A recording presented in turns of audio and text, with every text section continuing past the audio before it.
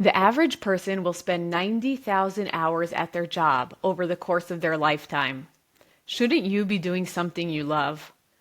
Welcome to Second Chapter Careers, the podcast that shares real stories of real people who left unsatisfying or imperfect jobs to pursue careers they love, offering you inspiration and practical insights to help you find a career that truly transforms your life. Today's guest is someone whose journey I think so many of you will resonate with. Tamara Gestetner started out in special education, even though she knew pretty quickly it wasn't the right fit. She eventually went back to school and became a marriage counselor, a role she held for 18 years. But after the emotional intensity of the COVID era, Tamara hit a wall. Burnout, exhaustion, and the growing feeling that her work was no longer serving her or others the way it once had.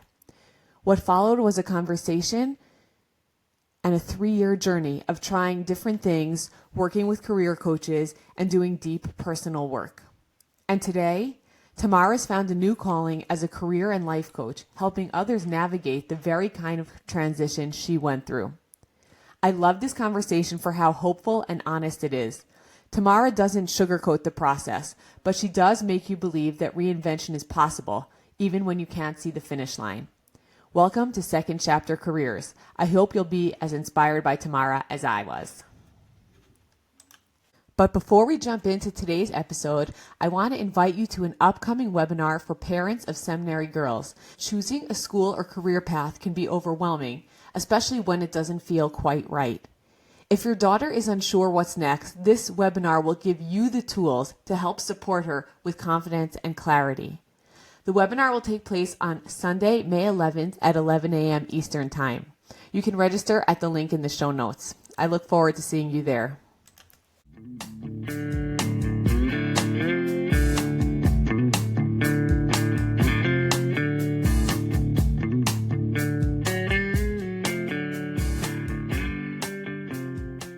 Hi, Tamara. Thank you so much for joining me and everyone else who's listening. Sure. It's nice to have you here. Yeah, thank you for Can having you me. start by telling us a little bit about the beginnings of your professional career? How did you start and where did you go to school? Sure. So I actually started in special education and I went to Turo and I did my undergrad there and I did my graduate degree. And I did that for about 2 years and I hated it. I should have never gone into it. I basically went into it because at that time that was like the popular field to do from mother. And so I did that, and a friend of mine was actually going back to school for counseling. And she was doing this program that was called Marriage and Family Therapy in Hofstra. And that was about 20 minutes from where I lived. And it was always something that I was very interested in, just learning about how the family works and the units and dealing with people and their conflicts that they have. And so I went back to school for marriage and family therapy. And then I became licensed about 3 years after that. Okay, before we continue on that path, because there's a lot to unpack there, I just want to ask about the special ed. Mm-hmm. 2 things. Did you ever work in special ed? And would you have done something differently, or what could you have done differently to prevent having gone to school for something you didn't really like? Kind of listening to your gut. I always knew it was something I never wanted to do. I don't particularly love working with kids.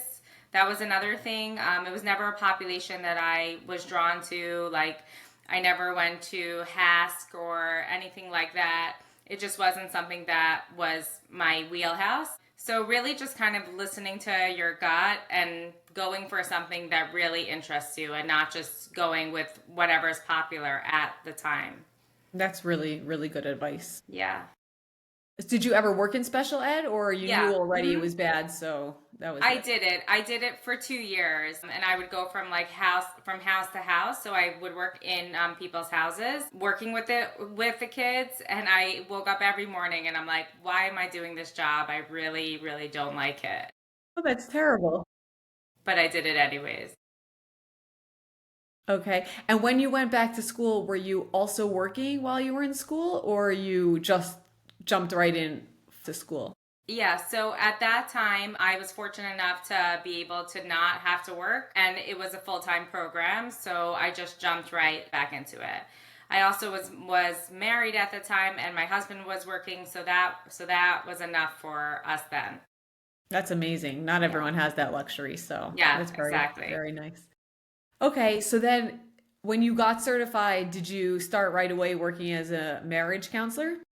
So no, how it works is after you graduate, you have to study for like the boards, and you have to get licensed in that, and then you need to work in a clinic kind of setting for about 2+ years to get your hours.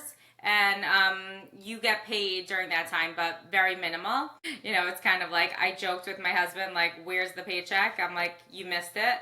Um, so we would do that. So I did that for about 2 years. I worked for OHEL, and then after that, I opened up my own private practice. And did you have kids when you went back to school?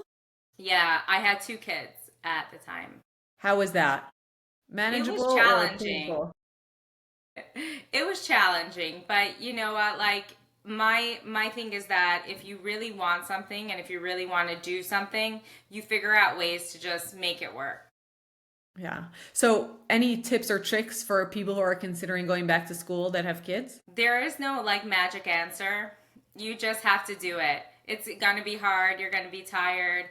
But I always say there's like, you can choose which hard you want.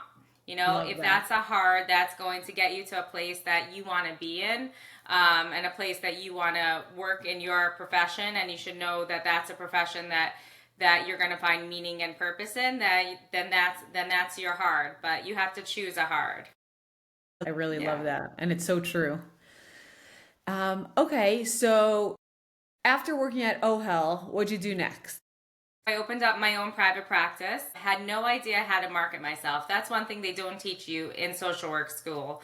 They have, I'm like, okay, I guess I'm going to open up my own practice. I went on Psychology Today and I put myself on there.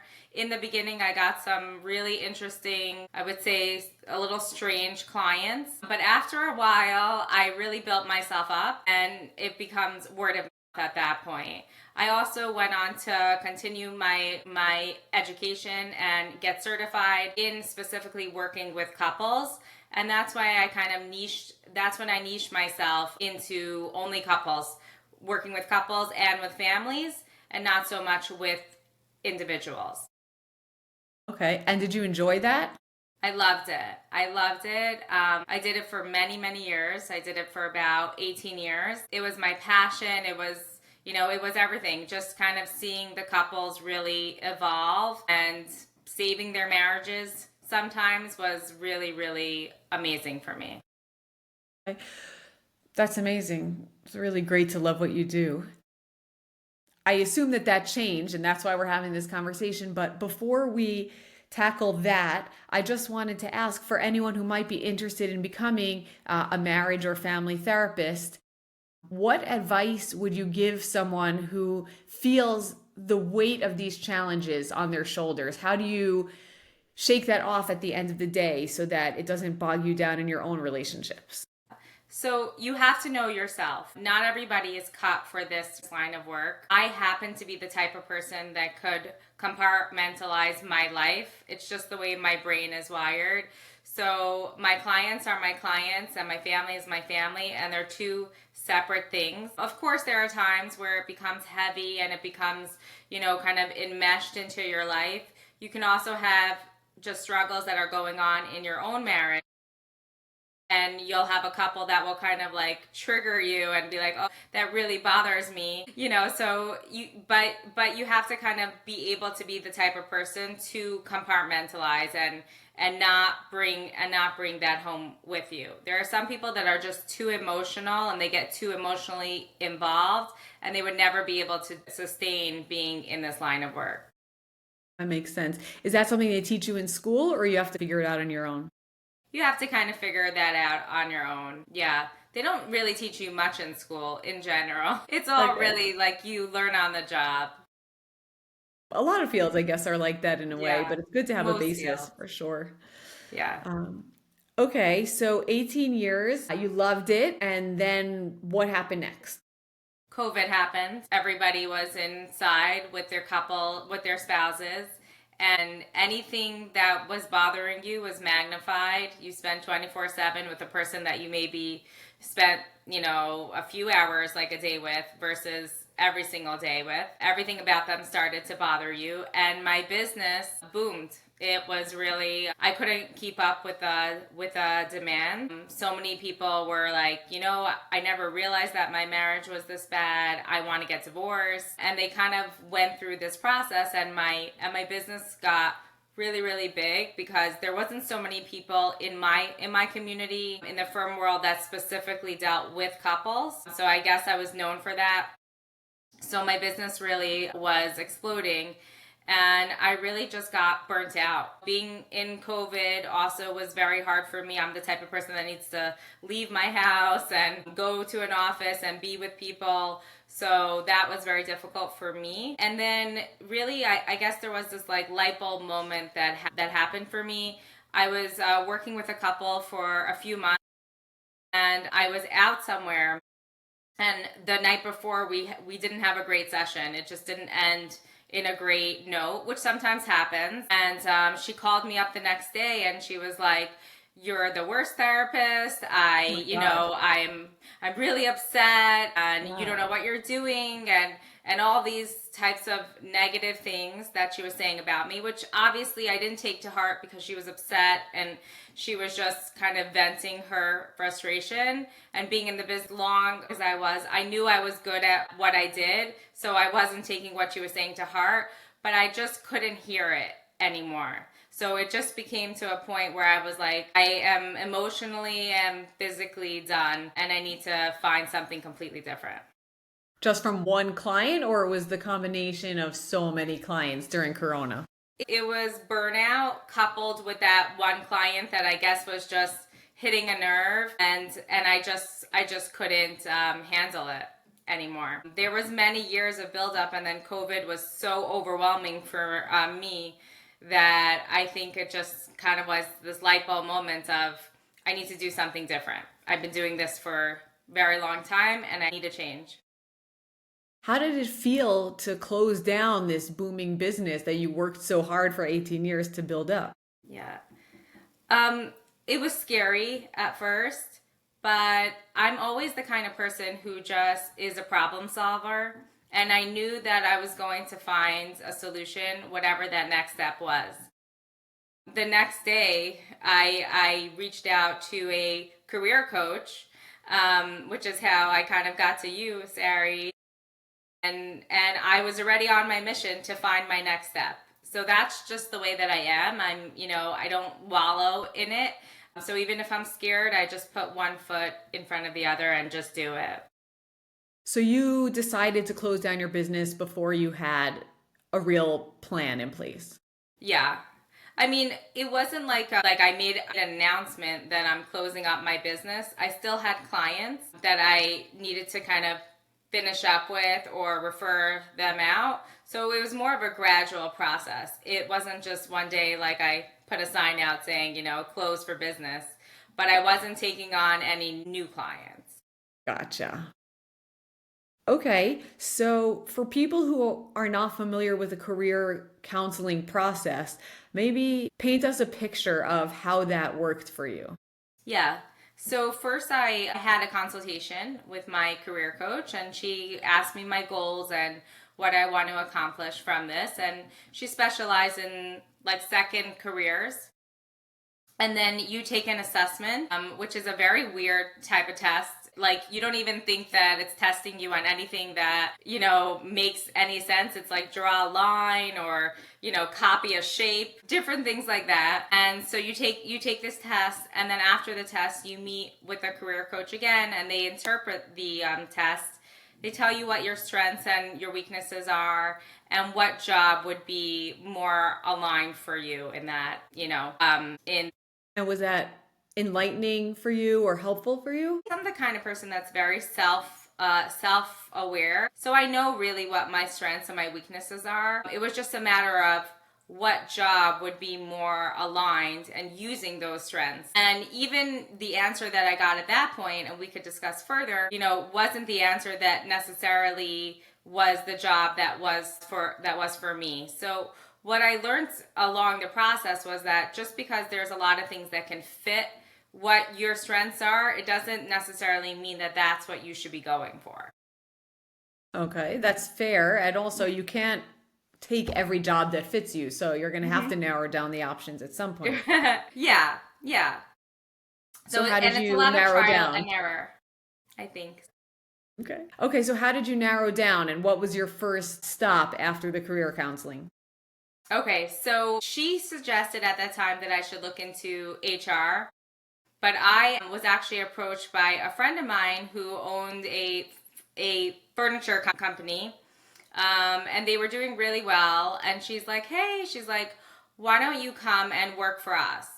And I'm like, "Furniture? Like that's totally nothing that I ever wanted to do." But she's like, "Yeah, it will be fun. We go to Vegas twice a year. We do the shows." And it was just like such a fun, light environment that I've never been a part of. And so I was like, you know what? Like, why not? I was making half the money that I was making before, probably even less than half, but I was making very little money, but I was having a good time. I loved being in an office with people and just talking about fabrics and swatches and, things that weren't so heavy. And I did that for a little bit until I realized that I'm really meant for more. I'm meant for something that has a little bit more meaning and purpose. And while that filled a role that I needed at the time, it wasn't my end stop. It wasn't the place that I was going to end up for the long haul. So I went back to what my career coach told me to do, which was I never did HR before.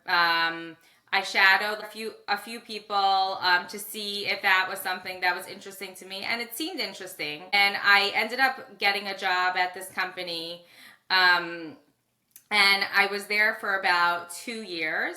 I actually loved it. Again, I loved being in an office with people and the environment, and it was fun, but it was very tumultuous company. So it was unfortunate, but I still have a relationship with all the people that I worked with there. So it was a really great experience. But ultimately, I left that job and I took another job in HR. And about 3 months into that job, I found out that I was pregnant. So I was turning 40. My oldest one on top of that was 10. And this was like a big shock. And I was like, okay. The job that I took was also about an hour and a half each way from my house. So I was feeling super nauseous, dizzy, first trimester, and I was also terrified to tell this brand new company that I just signed with for a lot of money, that, hey, I'm pregnant, And so about 3 months in, I decided that this is not sustainable for me to stay at a job like this. And then having a newborn baby is also like, how am I going to keep a full-time job? So I ended up leaving that company just about 3 months there, which, wasn't a great feeling, but it was scary. Sometimes you have to do what you have to do. It's not Exactly. necessarily by choice. Yeah. I just want to ask about the commute. I think that the commuting issue is a very big deal for a lot of people, especially in the post-corona period where people are just kind of used to working from home. But I also remember back in the day where I used to commute, I sometimes still do, for over an hour. Yeah. Would you say that if you weren't pregnant, that commute would have been sustainable? Maybe because the job was so great or because the money was so great, or probably it would have been really hard. Would you recommend people take a job with a long commute or you So saw that it was hard? yeah, I definitely saw that it was hard, and it depends on the factors of your life. Now, I'm from upstate New York. I drove all the time. Like I drove into the city for school, and I am the kind of person that needs to leave the house. I don't like to work from home all day. So, I was excited about the drive. I was like, okay, great. I'm going to listen to some podcasts. I'm going to listen to my music. I'm going to catch up on my calls, use that opportunity for me. But it really, as much as we think that like we're okay with that type of commute, it really drains on you. And the older you get, the harder it becomes. So I wouldn't necessarily say that you should not take a job because of the commute, but it should definitely be something that people take into account when looking for a job. That's very good advice. Yeah. Okay, so baby, I guess you're close to 40 by the time the baby was born, or maybe Yeah. already 40. I was 40.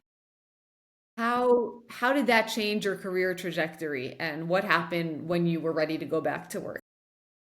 I needed to figure out how my career fits in with a newborn baby life schedule.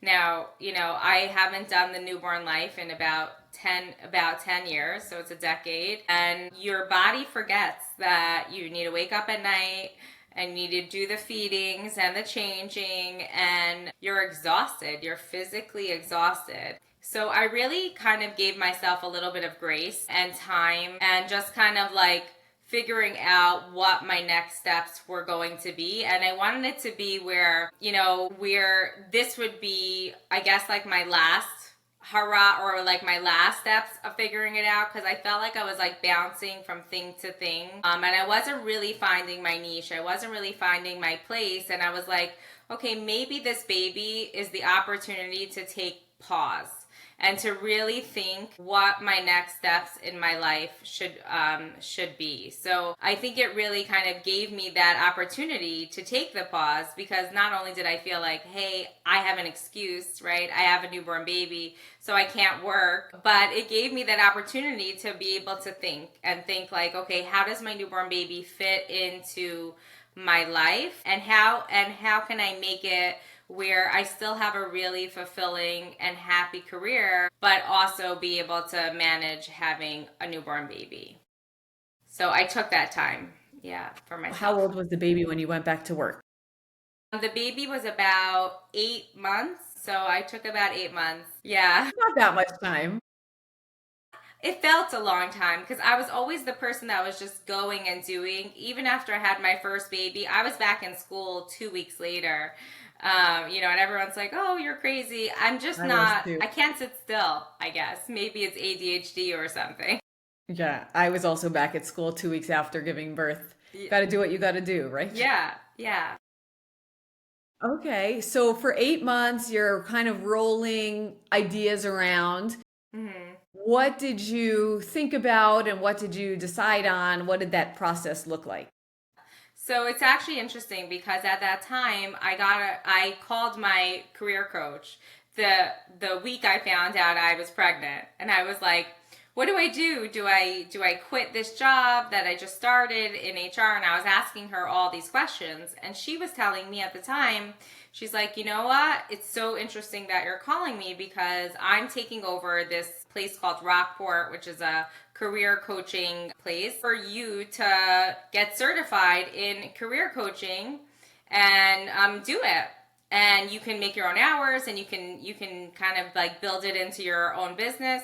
And at the time I was like, I don't know, maybe that sounds cool. And I wasn't doing anything for 8 months, so I was bored, and I was like, okay, you know what? I'll take the class. I'll get certified in it, and I'll, do career coaching, maybe. And I did the course, and my friend at that time was going through a really bad divorce, and I went with her because I was off from work. I had the opportunity to kind of go with her to all of her lawyers, really kind of be with her with the divorce process, which was really messy. And I started to think to myself that like there has to be a better way to get divorced. And so I was like, what about mediation, like divorce mediation, where I'm using my strengths and my talents from couples therapy, just in a less emotional way. And so I opened up this company that dealt with mediation. And I did that for about a year. And again, I think like God just has a way of putting things in your face and realizing like, okay, no, Tamara, like there's another thing for you to do. There's another direction. And to a lot of people, it looks like instability. It looks like I'm kind of like bouncing from thing to thing.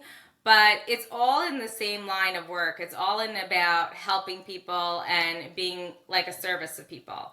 And so I did the mediation for a while, and I realized that I just don't want to be around so much conflict anymore and yelling.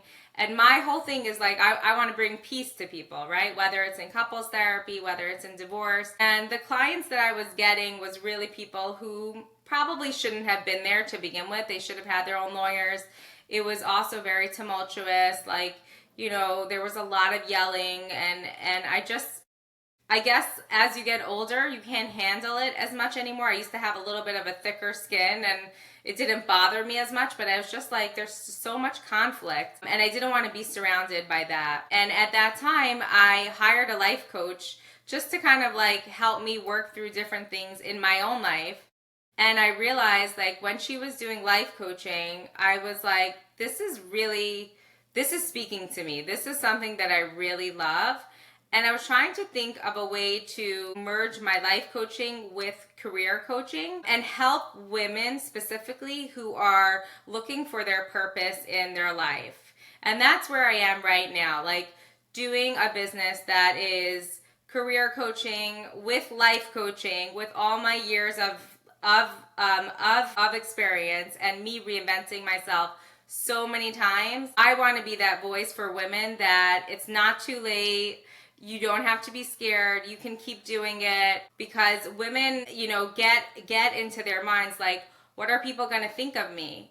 When I had the baby at 40, everybody was kind of looking at me like I'm 90, and I'm like, I'm not that old, but and for a while it was embarrassing for me. It was like, what are people going to think of me? But now everybody kind of looks at it as like envious, like, oh, she's going to keep you young forever, and they're all empty nesters, and they're trying to find their meaning in their life. So that's kind of where I am, just helping women finding that meaning and purpose.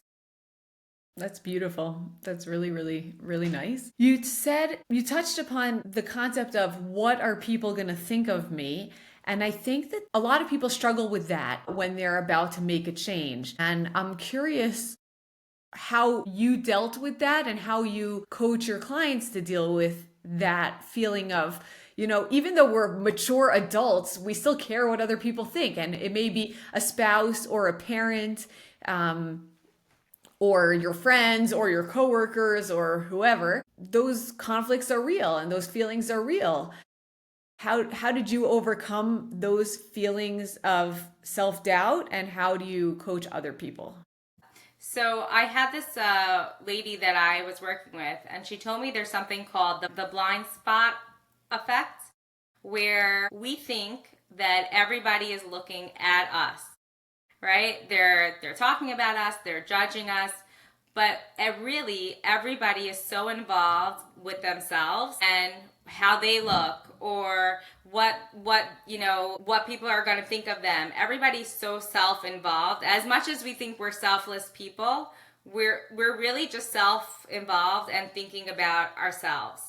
And so that really changed everything for me, where I realized that I think everybody's talking about me and everybody's having their comments, but really nobody cares. Nobody cares. Everybody's in their own world and their own mindset. And yeah, maybe you'll be, the gossip for 5 minutes, but they'll move on to something else, like the minute that something else comes. And it took me a really long time to put myself out there and kind of say like, hey, no, I'm doing something different. Today I'm doing something different. For so long, I was so scared. But at the end of the day, you have to know that it's your life, and you're the only person that's going to suffer from not doing the things that you want to be doing.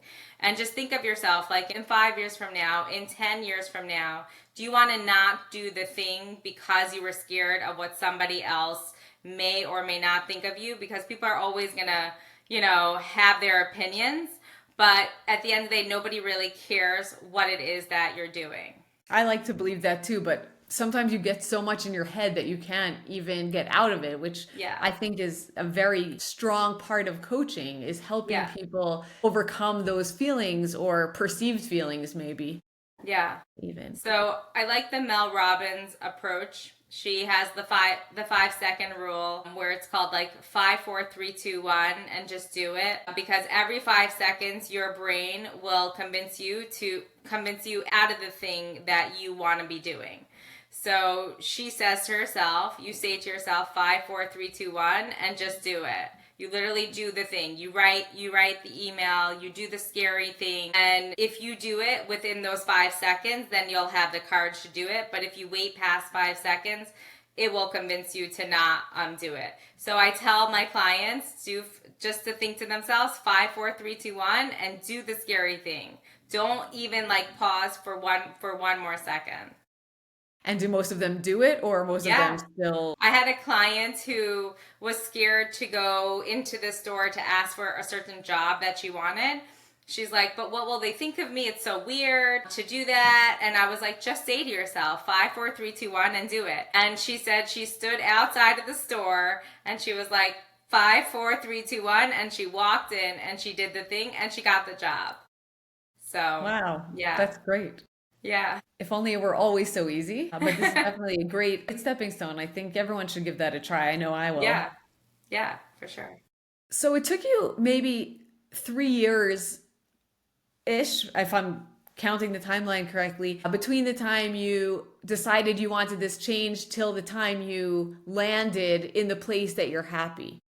Mhm. Is there something you think you could have done to shorten that time frame, or you feel you needed that whole time to explore, get to know yourself better, and try new things? Yeah. So I think for me particularly, I needed to go through that process. My friend was just telling me the other day that she literally saw me evolve. And the thing that I ended up doing was the thing that I probably should have been doing all along, but it took me so long to get there. But I don't think that I would have been able to get there if I didn't go through the process. But for some people, I would say, where they don't have to kind of go this long road. They can hire the career coach faster and they can come up with different solutions faster, hire a life coach, trying to get that support a little bit faster instead of just kind of thinking about your ideas and not putting them into action. That's very wise. What advice would you give to someone who is just starting out in the process and not sure where to turn? Should they go to coaching? Should they trust their gut? Should they try something that is, happens to be readily available? What kind of either personal experience advice or as a coach, what would you tell people? Yeah, so I think it depends what stage they are in their life. For young adults that just don't know what they want to be doing, I would say definitely just spend the money on getting the assessment, hiring a career coach, so you don't have to go through like years of schooling and doing something that like you completely did not enjoy. I think if I would have done that back in the day before I went for special ed and then, back to school for marriage and family therapy, I probably would have been a lot faster along the road. So if you are a young adult, I would suggest you to do that. If you are a person that is just married and needs the money, I would say to just get the job that pays the bills and then try to figure out what you want to be doing during that process. So definitely hiring people to help you along is super helpful. There's so many resources that are out there, even organizations that offer it for a very low cost. I know there are tons of places that are trying to help people get them back on their feet or just figuring out what they want to do. But I think for a lot of people, life is really a journey. And it is a process. And most people aren't born with, that they want to be a doctor or they want to be a lawyer. Some people are, and those are the lucky ones. They really are, because and I've always said that. I was like, I wish I just wanted to be a doctor, or I wish I just wanted to be a nurse. That'd be so much easier. But if you're the kind of person that's just figuring things out, you really just need to kind of go through the process to see what makes you happy. And I say also the biggest thing that's helpful is to speak to a lot of people, do research, follow people along on their jobs. So if it's something that like may be interesting to you, go watch them for a day or two, ask them to intern, do a week of internships, see like, is this a job that I actually like? Because a lot of times the idea of a job is more exciting than the actual job. You know, especially these days we see things on TV and we're like, oh, that's cool. Like maybe I want to be in the FBI. But, you know, it's not like what it looks like on TV. So you should do a lot of research. You should really make sure that this is something that you want to invest your time and money into before doing it. Absolutely. And how do you guide people who maybe aren't sure whether it's the job they don't like or the whole career that they don't like? How do you know when you're done versus whether you just need a smaller change? Mm-hmm. That's an interesting question. I actually never thought of it that way. But sometimes when it's the actual job, then you'll know. Then like any other job that is interesting in that field, you're like, no, I just don't want to do that.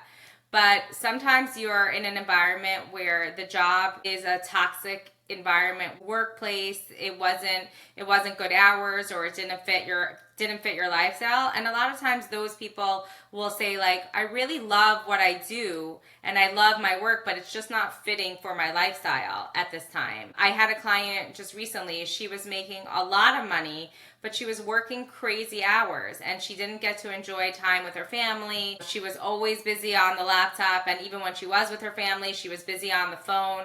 And she's like, I don't want to be that type of mom. So it's sometimes not the actual job, and just maybe think of it like where you can do this type of job, but in a different way. Maybe you can do it for less hours. Maybe you can do it working from home. You know, it really depends on what's going on for you at that stage of your life.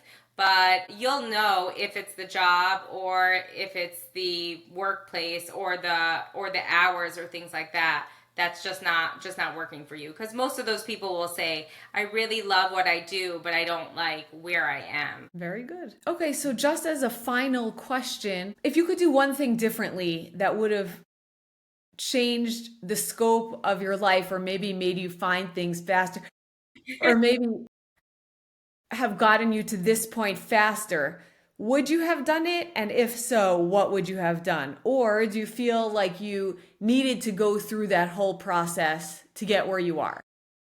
So I think yes and no. I think I obviously would have preferred to get to where I am faster, mainly because I feel like I wasted a lot of money. A lot of money on even like making websites that, you know, that I don't use anymore, or going for photo shoots that like I don't use anymore, like different things like that. But the actual idea of like what I'm doing, I think I needed to get to that place. But what would I have liked it to have been done faster? Of course. Then I could be doing more of what I love. But like I said earlier, I don't think I would have been able to get to this place if I didn't go through that process. That's a very good attitude, a very healthy attitude. And I think it's good for a lot of people who are struggling to feel like this is a stepping stone into something greater and into something better. And I just have to tap into that and figure it out instead of feeling maybe lost or distressed. Yeah. And I think just kind of putting that one foot in front of the other every day, just making small steps to something that you want and looking at the bigger picture. Like looking at it, if you need to journal it out or whatever it is that works for you, like what do I want to be in 5 years from now? What do I want to be in 10 years from now? What do I want my life to look like? Because the worst thing is like life will go by anyways, right? It will just pass you. And so it's a matter of, do you want to live a life of meaning and purpose? Do you want to live a life and look back at something that you're proud of? Or do you want just life to go by and you're just existing and you're not living? So, like I said, it's really a choice that you make, but you have to look at it like, you know, yes, it sucked that I wasted all that money, but I don't even look at it as waste. Like it was a place that what I needed to spend on in order to get to a place where I feel fulfillment. And I know that success comes from doing something that you love. And so just kind of thinking like looking looking further ahead. Who do I want to be in 5, 10 years from now? I love that. Thank you so, so much. Thank you for your time and good luck helping so many Thank you more for people having find me. their meaning and their passion and their Yeah, thank you satisfaction. so much.